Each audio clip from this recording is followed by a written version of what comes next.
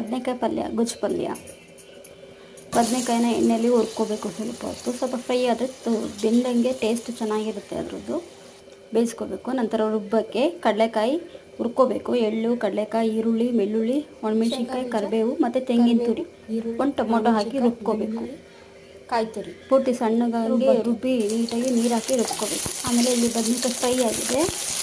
ಅದಾದಮೇಲೆ ಸ್ವಲ್ಪ ಒಂದು ಕ್ಯಾಪ್ಸಿಕಮ್ನ 4-5 ಪೀಸ್ ಮಾಡಿ ಹಾಕಬೇಕು. ಅದನ್ನು ಎಣ್ಣೆಯಲ್ಲಿ ಸ್ವಲ್ಪ ಫ್ರೈ ಮಾಡಿ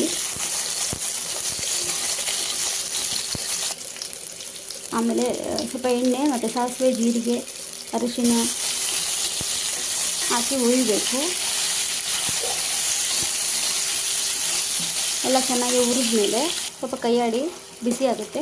ಆಮೇಲೆ ಆಡ್ಸಿ ಸಾಂಬಾರು ಪೌಡ್ರ್ ಸ್ವಲ್ಪ ಚೆನ್ನಾಗಿರುತ್ತೆ ಟೇಸ್ಟ್. ಆಡ್ಸಿ ಸಾಂಬಾರು ಪುಡಿ ಮತ್ತು ಖಾರದ ಪುಡಿ, IHP ಖಾರದ ಪುಡಿ ತುಂಬ ಚೆನ್ನಾಗಿರುತ್ತೆ ಅಯ್ಯಂಗಾರ್ದು.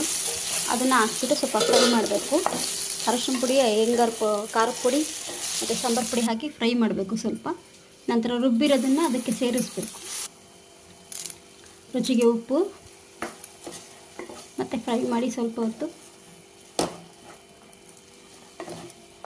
ಜಾರ್ ತೊಳೆದಿರ್ತೀವಲ್ಲ ಆ ನೀರನ್ನ ಹಾಕಬೇಕು.